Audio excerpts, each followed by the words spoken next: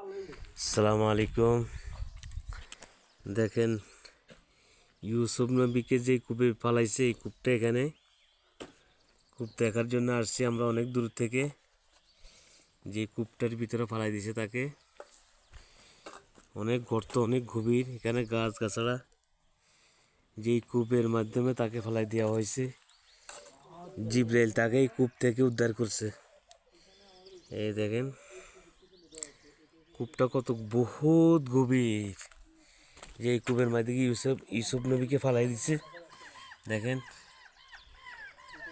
এখন জঙ্গল, গাছ গাছাড়া অতিরিক্ত। দেখেন এই যে কূপ অনেক নিচে, সব কিছু দেখাইতে পারতেছি না, বহুত গভীর।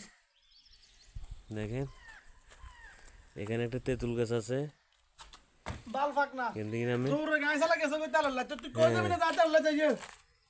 ঠিক আছে। এই যে